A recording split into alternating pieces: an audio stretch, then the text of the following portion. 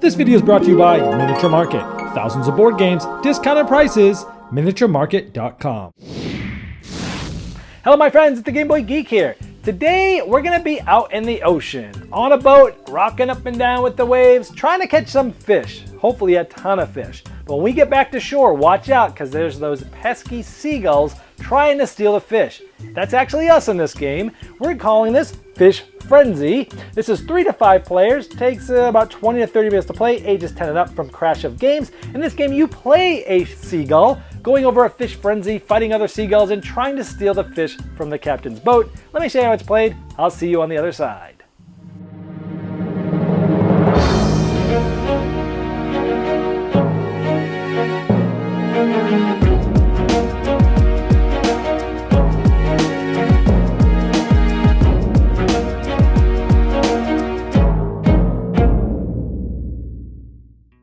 In Fish Frenzy, you'll get to select your seagull and fish of the color of your choice, and the youngest player will take the gray boat and be the first player. Now what's going to happen is each round, 2 cards are going to be dealt to each boat. Now notice we have some fish here because every player only starts with 4 fish and their seagull. And what's going to happen is going in turn order, each player is going to place their seagull on a boat. If the boat's empty, that stops that player's turn for now. The next player might go to another empty boat.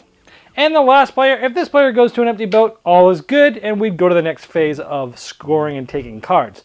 However, if somebody goes to another boat where there's somebody else, that player must say Fish Frenzy, and they place 1 fish there. Now this player has a choice. They can stay there and fight, or they can just move to another boat, and that boat could be empty, or it could be full with somebody else. If they want to fight, they have to place exactly 1 more fish than the other player.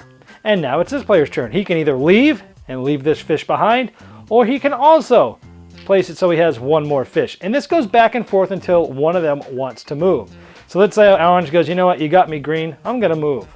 So orange goes over here and just goes here, and that would end the round. It could have moved over here and added a fish and started a fight with red, but in this case, all is well, we all have 3 boats. Regardless of the amount of players, because there's 1 boat put out for the amount of players that play the game. In this case, we're playing a 3-player game. But at the end of every round, regardless of the number of players, once there's 1 seagull per boat, we will finish and go through the next phase. In the sort and catch phase, we start with the leftmost boat, 1 at a time, and then we go through all the boats. Now this player's here, 2 choices. For all the cards that are here, they can collect them and take both of these cards and place it just in front of them, and that's what this guy will decide to do. So orange is starting to build sets for mackerel and salmon. Now all the fish that were used in a fight don't go back to the players, they go to the general supply. You've lost them. Now because this player's lost a decent amount, in fact they only have 1 fish left in their thing, instead of collecting these, you can eat. And how you eat is you take the rightmost card in the boat, you see how many little fish, white fish is on that card, and you add it to however many white fish is on the board. So in this case 2. This player will take 2 fish back into their supply. This rightmost card would get discarded into a discard pile, and then he would take his seagull back. Orange had already taken his back after he collected his fish. And red, well, red didn't fight at all. They're going to collect these 2 fish, and that's that.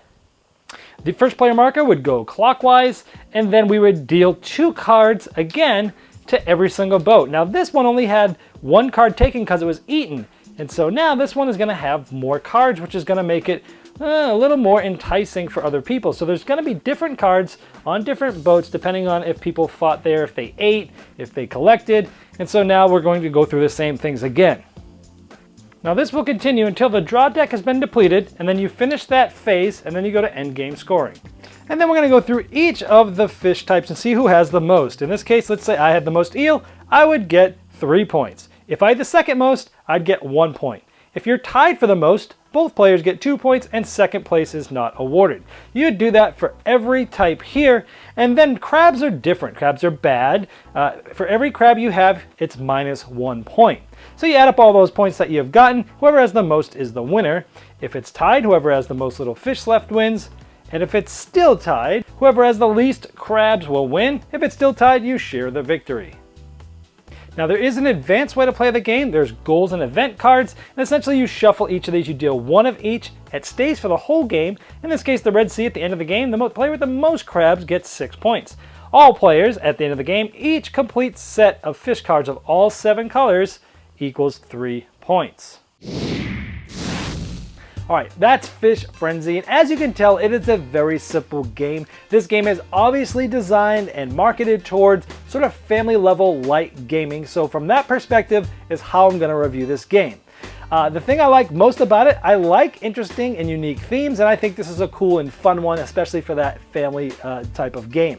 The colors are bright, they're vibrant, the artwork on the cards of those fish are adorable, and I felt like I was like inside like the Finding Nemo game when we found that some of the fish that looked just like them.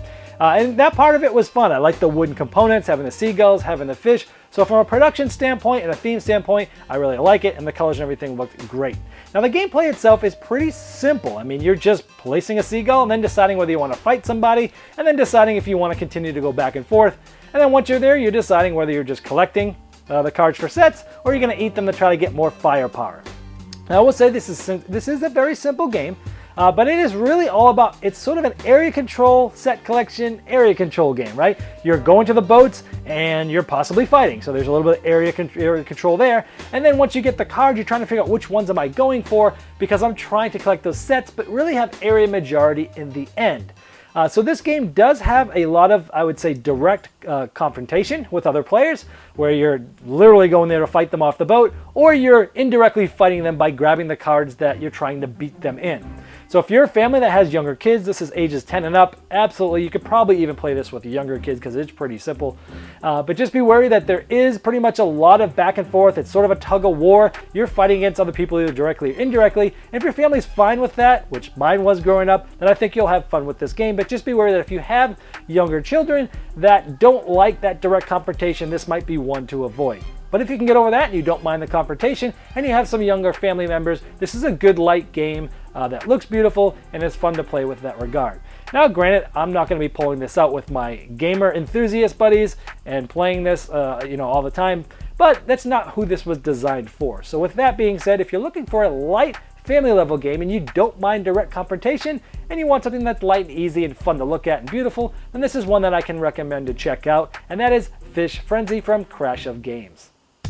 This video was sponsored by Miniature Market's Review Corner. The Review Corner features podcasts, video, and written game reviews by gamers for gamers. Miniature Market, the online gaming superstore. Thousands of board games, discounted prices. Check them out at miniaturemarket.com.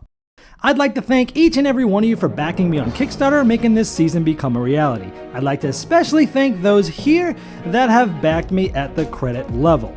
Now, these video reviews are also available by audio on our podcast. It's the intros and the final thoughts on GameBoyGeek.com. Click podcast.